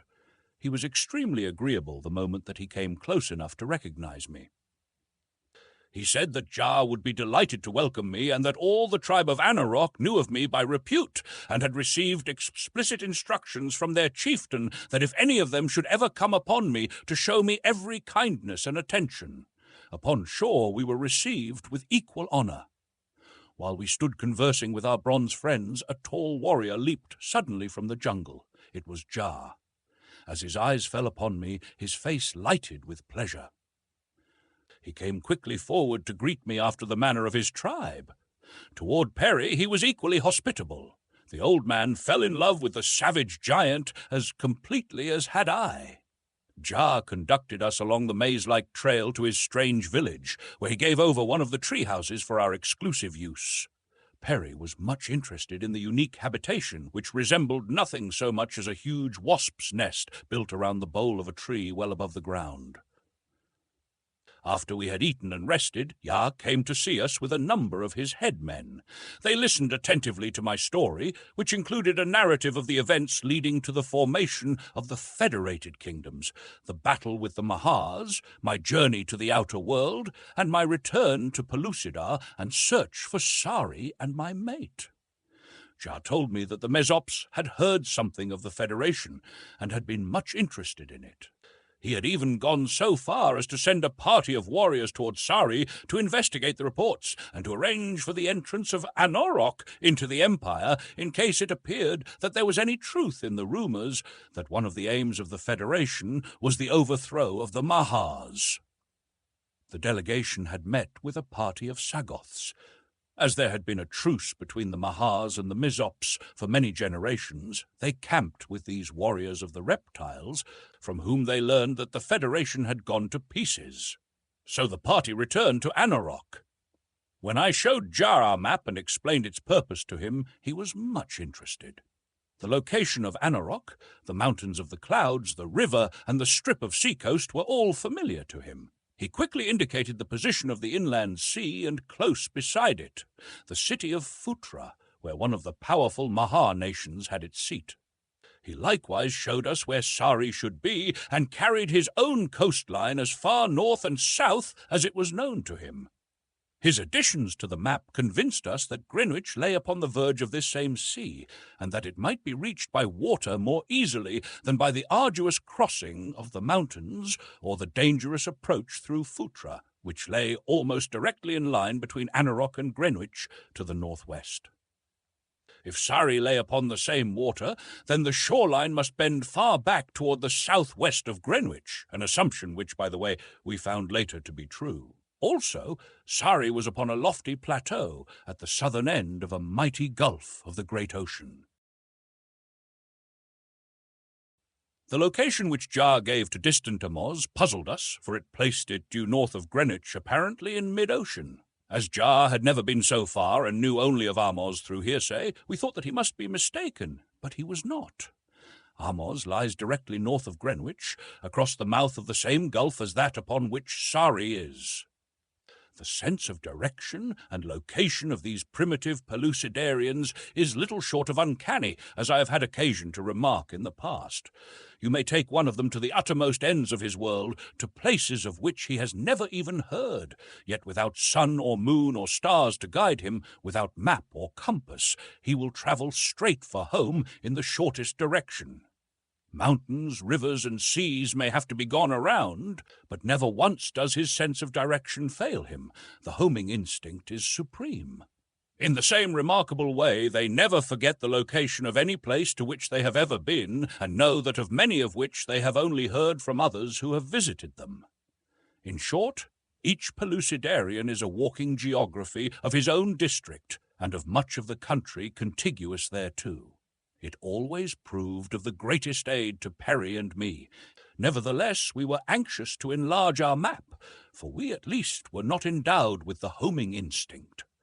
After several long councils, it was decided that, in order to expedite matters, Perry should return to the Prospector with a strong party of Mesops and fetch the freight I had brought from the outer world.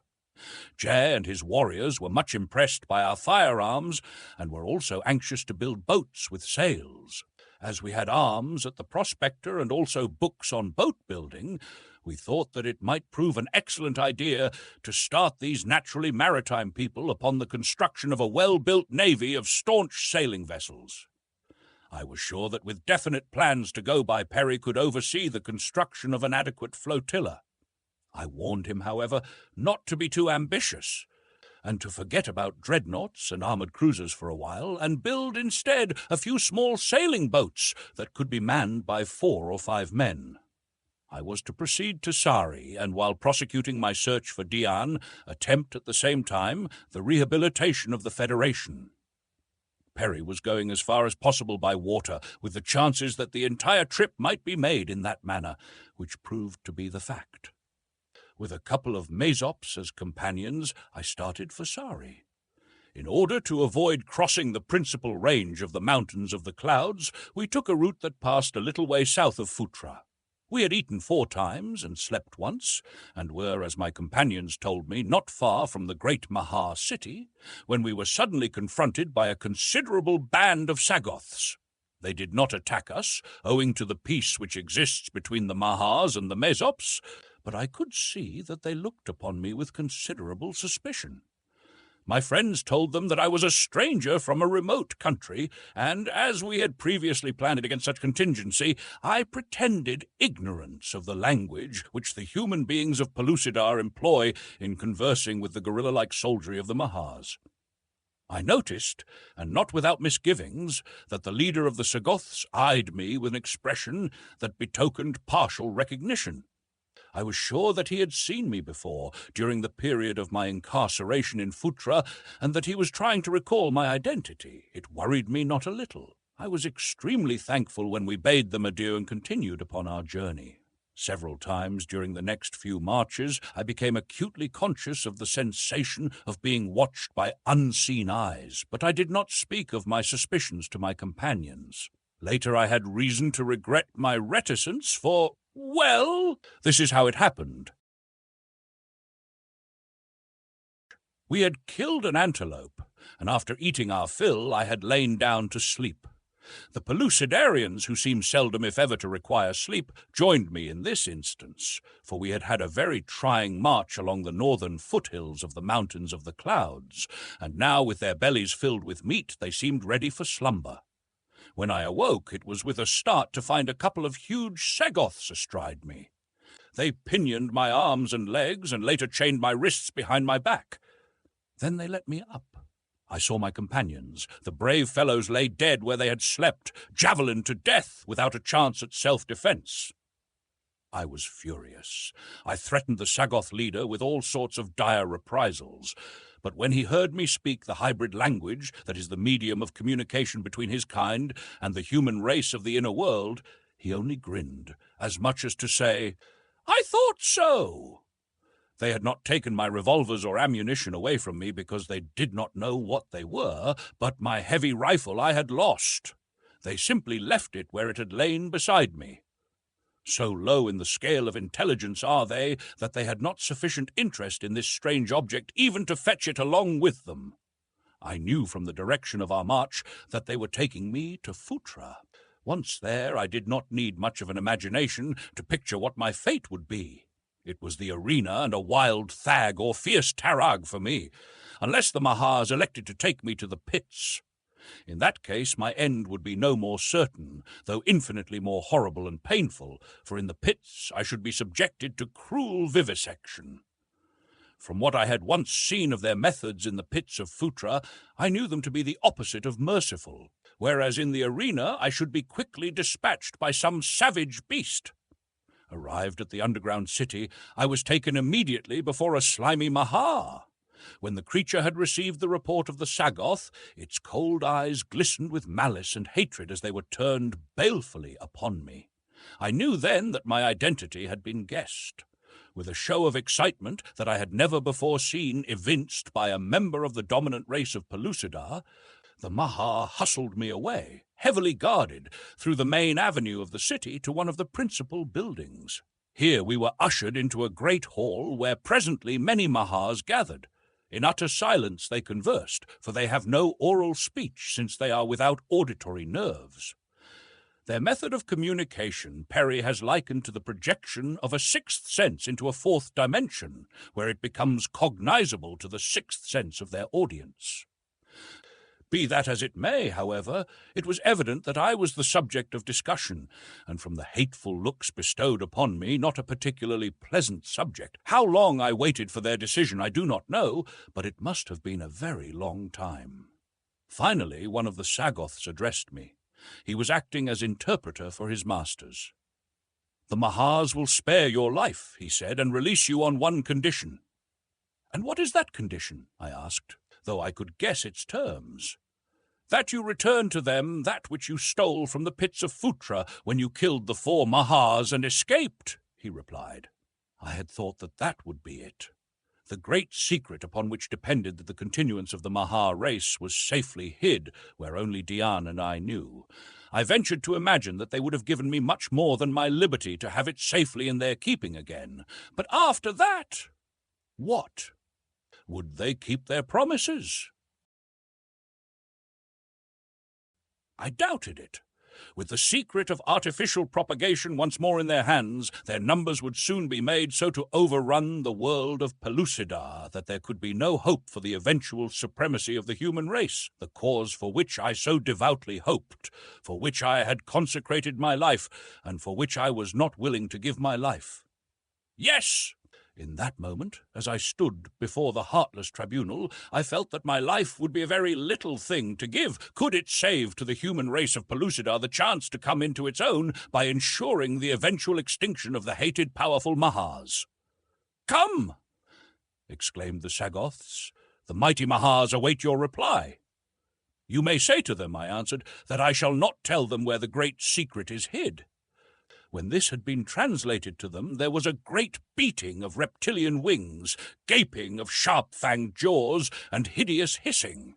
I thought that they were about to fall upon me on the spot, and so I laid my hands upon my revolvers. But at length they became more quiet, and presently transmitted some command to my Sagoth guard, the chief of which laid a heavy hand upon my arm and pushed me roughly before him from the audience chamber.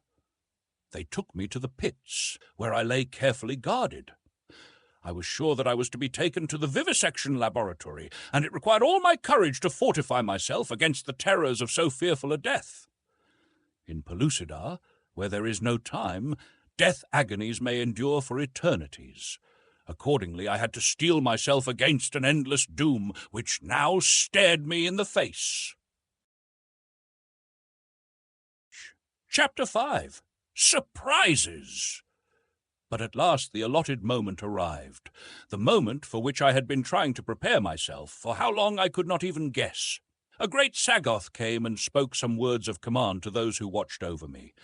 I was jerked roughly to my feet, and with little consideration hustled upward toward the higher levels.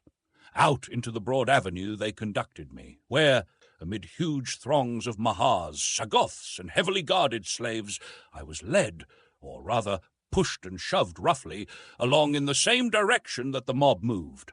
I had seen such a concourse of people once before in the buried city of Phutra. I guessed, and rightly, that we were bound for the great arena where slaves who are condemned to death meet their end. Into the vast amphitheater they took me, stationing me at the extreme end of the arena. The queen came with her slimy, sickening retinue. The seats were filled. The show was about to commence. Then, from a little doorway in the opposite end of the structure, a girl was led into the arena. She was at a considerable distance from me. I could not see her features. I wondered what fate awaited this other poor victim and myself, and why they had chosen to have us die together. My own fate, or rather my thought of it, was submerged in the natural pity I felt for this lone girl. doomed to die horribly beneath the cold, cruel eyes of her awful captors. Of what crime could she be guilty that she must expiate it in the dreaded arena?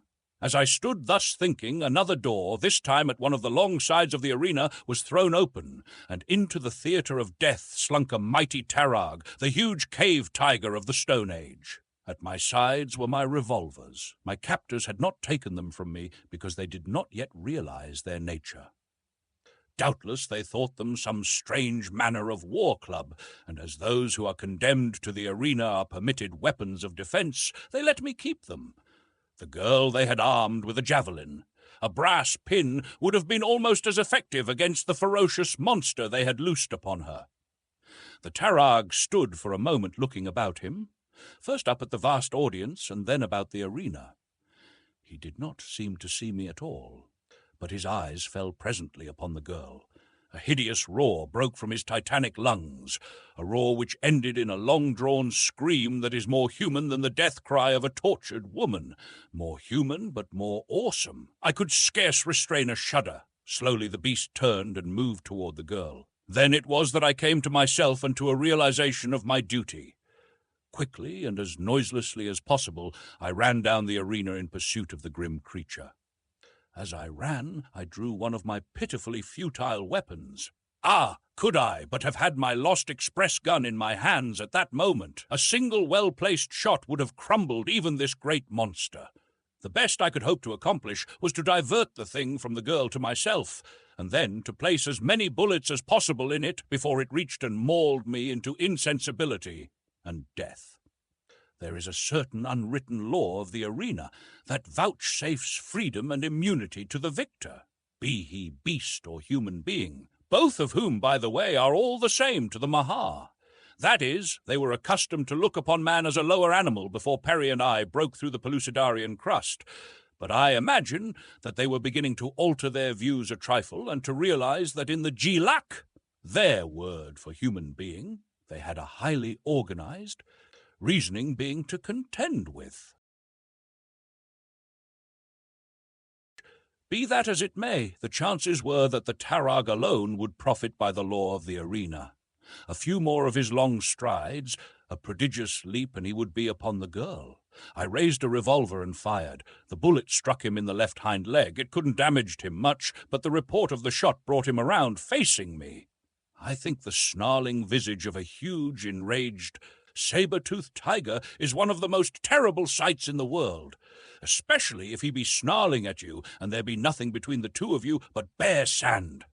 Even as he faced me, a little cry from the girl carried my eyes beyond the brute to her face. Hers was fastened upon me with an expression of incredulity that baffles description. There was both hope and horror in them, too. "Dian!" I cried. "My heavens, Dian!" I saw her lips form the name David. As with raised javelin, she rushed forward upon the tarag.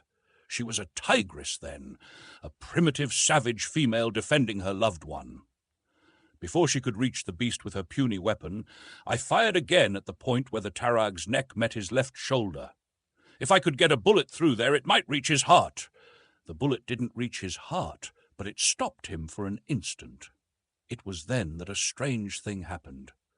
I heard a great hissing from the stands occupied by the Mahars, and as I glanced toward them, I saw 3 mighty thipdars, the winged dragons that guard the queen, or as Perry calls them, pterodactyls, rise swiftly from their rocks and dart lightning-like toward the center of the arena. They are huge, powerful reptiles. One of them, with the advantage which his wings might give him, would easily be a match for a cave bear or a tarag. These 3, to my consternation, swooped down upon the tarag as he was gathering himself for a final charge upon me. They buried their talons in his back and lifted him bodily from the arena as if he had been a chicken in the clutches of a hawk. What could it mean? I was baffled for an explanation, but with the tarag gone, I lost no time in hastening to Dian's side. With a little cry of delight, she threw herself into my arms. So lost were we in the ecstasy of reunion that neither of us, to this day, can tell what became of the tarag. The first thing we were aware of was the presence of a body of Sagoths about us. Gruffly they commanded us to follow them. They led us from the arena and back through the streets of Phutra to the audience chamber in which I had been tried and sentenced. Here we found ourselves facing the same cold, cruel tribunal. Again a Sagoth acted as interpreter. He explained that our lives had been spared because at the last moment Tualsa had returned to Phutra, and seeing me in the arena had prevailed upon the queen to spare my life. "Who is Tualsa?" I asked. "A Mahar whose last male ancestor was, ages ago, the last of the male rulers among the Mahars," he replied. "Why should she wish to have my life spared?" He shrugged his shoulders and then repeated my question to the Mahar spokesman. When the latter had explained in the strange sign language that passes for speech between the Mahars and their fighting men, the Sagoth turned again to me.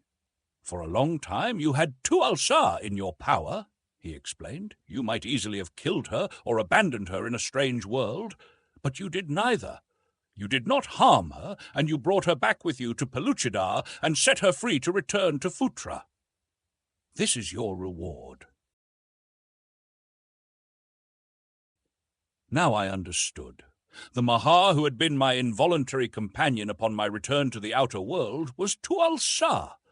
This was the first time that I had learned the lady's name. I thanked fate that I had not left her upon the sands of the Sahara, or put a bullet in her as I'd been tempted to do. I was surprised to discover that gratitude was a characteristic of the dominant race of Pellucidar.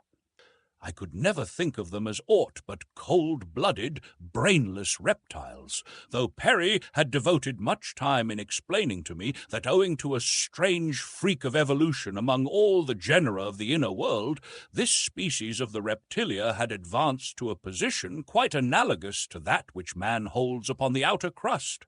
He had often told me that there was every reason to believe from their writings, which he had learned to read while we were incarcerated in Phutra, that they were a just race, and that in certain branches of science and arts they were quite well advanced, especially in genetics and metaphysics, engineering and architecture.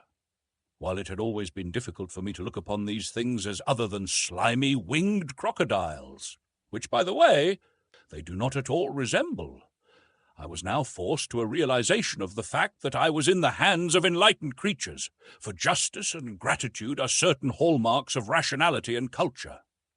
But what they purposed for us further was of most imminent interest to me. They might save us from the Tarag and yet not free us. They looked upon us yet, to some extent I knew, as creatures of a lower order. And so as we are unable to place ourselves in the position of the brutes we enslave, thinking that they are happier in bondage than in the free fulfillment of the purposes for which nature intended them, the Mahars, too, might consider our welfare better conserved in captivity than among the dangers of the savage freedom we craved. Naturally, I was next impelled to inquire their further intent. To my question, put through the Sagoth interpreter, I received the reply that having spared my life, they considered that Tualsa's debt of gratitude was cancelled.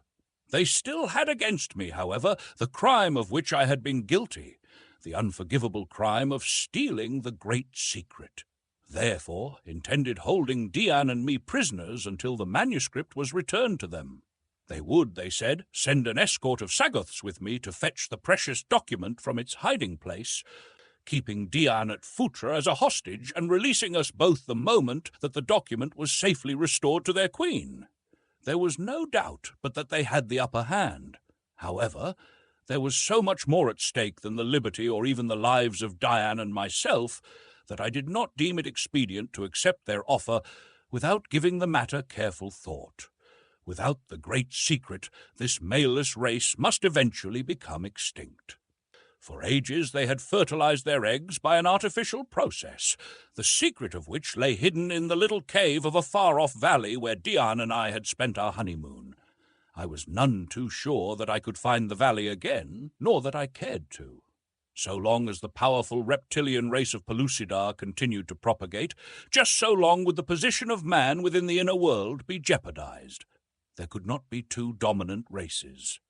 I said as much to Dian. "You used to tell me," she replied, "of the wonderful things you could accomplish with the inventions of your own world. Now you have returned with all that is necessary to place this great power in the hands of the men of Pellucidar." You told me of great engines of destruction which would cast a bursting ball of metal among our enemies, killing hundreds of them at one time. You told me of mighty fortresses of stone which 1,000 men armed with big and little engines such as these could hold forever against 1,000,000 Sagoths. You told me of great canoes which moved across the water without paddles, and which spat death from holes in their sides. All these may now belong to the men of Pellucidar. Why should we fear the Mahars? Let them breed. Let their numbers increase by thousands. They will be helpless before the power of the Emperor of Pellucidar. But if you remain a prisoner in Phutra, what may we accomplish? What could the men of Pellucidar do without you to lead them? They would fight among themselves, and while they fought, the Mahars would fall upon them. And even though the Mahar race should die out, of what value would the emancipation of the human race be to them without the knowledge which you alone may wield, to guide them toward the wonderful civilization of which you have told me so much that I long for its comforts and luxuries as I never before longed for anything? No, David, the Mahars cannot harm us if you are at liberty. Let them have their secret that you and I may return to our people and lead them to the conquest of all Pellucidar. It was plain that Diane was ambitious, and that her ambition had not dulled her reasoning faculties. She was right. Nothing could be gained by remaining bottled up in Phutra for the rest of our lives. It was true that Perry might do much with the contents of the prospector or iron mole in which I had brought down the implements of outer-world civilization. But Perry was a man of peace. He could never weld the warring factions of the disrupted Federation. He could never win new tribes to the Empire. He would fiddle around manufacturing gunpowder and trying to improve upon it until someone blew him up with his own invention. He wasn't practical. He never would get anywhere without a balance wheel, without someone to direct his energies. Perry needed me, and I needed him. If we were going to do anything for Pellucidar, we must be free to do it together. The outcome of it all was that I agreed to the Mahar's proposition. They promised that Diane would be well treated and protected from every indignity during my absence. So I set out with 100 Sagoths in search of the little valley which I had stumbled upon by accident, and which I might and might not find again. We traveled directly toward Sari. Stopping at the camp where I had been captured, I recovered my express rifle, for which I was very thankful. I found it lying where I had left it when I had been overpowered in my sleep by the Sagoths who had captured me and slain my Mizop companions. On the way I added materially to my map an occupation which did not elicit from the Sagoths even a shadow of interest. I felt that the human race of Pellucidar had little to fear from these guerrilla men. They were fighters, that was all. We might even use them later ourselves in this same capacity. They had not sufficient brain power to constitute a menace to the advancement of the human race. As we neared the spot where I hoped to find the little valley, I became more and more confident of success. Every landmark was familiar to me, and I was sure now that I knew the exact location of the cave. It was at about this time that I sighted a number of the half-naked warriors of the human race of Pellucidar. They were marching across our front. At sight of us, they halted, that there would be a fight I could not doubt.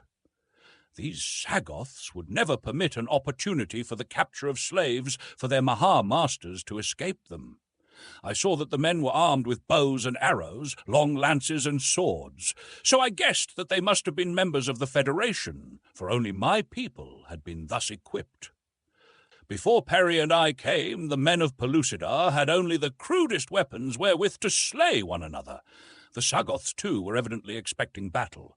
With savage shouts, they rushed forward toward the human warriors. Then a strange thing happened. The leader of the human beings stepped forward with upraised hands. The Sagoths ceased their war cries and advanced slowly to meet him. There was a long parley during which I could see that I was often the subject of their discourse. The Sagoths' leader pointed in the direction in which I had told him the valley lay. Evidently he was explaining the nature of our expedition to the leader of the warriors. It was all a puzzle to me. What human being could be upon such excellent terms with the gorilla men? I couldn't imagine. I tried to get a good look at the fellow, but the Sagoths had left me in the rear with a guard when they had advanced to battle, and the distance was too great for me to recognize the features of any of the human beings. Finally, the parley was concluded, and the men continued on their way, while the Sagoths returned to where I stood with my guard. It was time for eating, so we stopped where we were and made our meal. The Sagoths didn't tell me who it was they had met, and I did not ask, though I must confess that I was quite curious. They permitted me to sleep at this halt. Afterward, we took up the last leg of our journey. I found the valley without difficulty, and led my guard directly to the cave. At its mouth, the Sagoths halted, and I entered alone. I noticed as I felt about the floor in the dim light that there was a pile of fresh-turned rubble there. Presently my hands came to the spot where the great secret had been buried. There was a cavity where I had carefully smoothed the earth over the hiding place of the document. The manuscript was gone. Frantically, I searched the whole interior of the cave several times over, but without other result than a complete confirmation of my worst fears. Someone had been here ahead of me and stolen the great secret.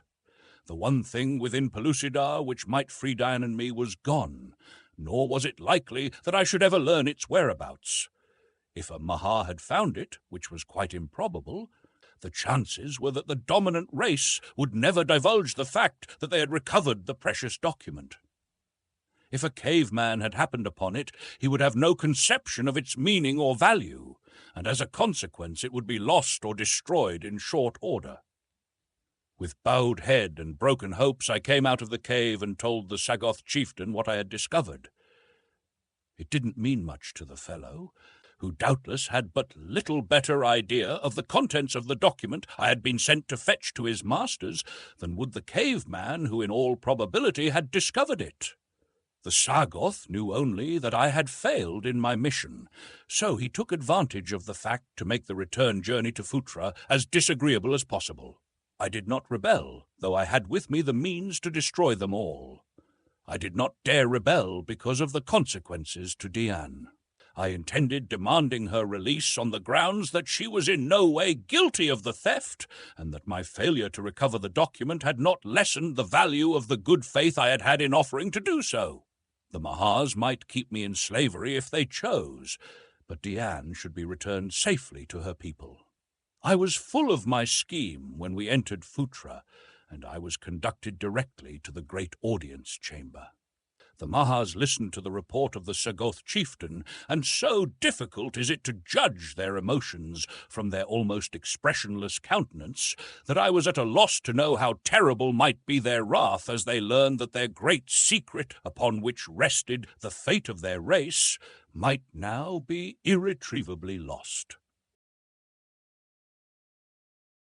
Presently I could see that she who presided was communicating something to the Sagoth interpreter.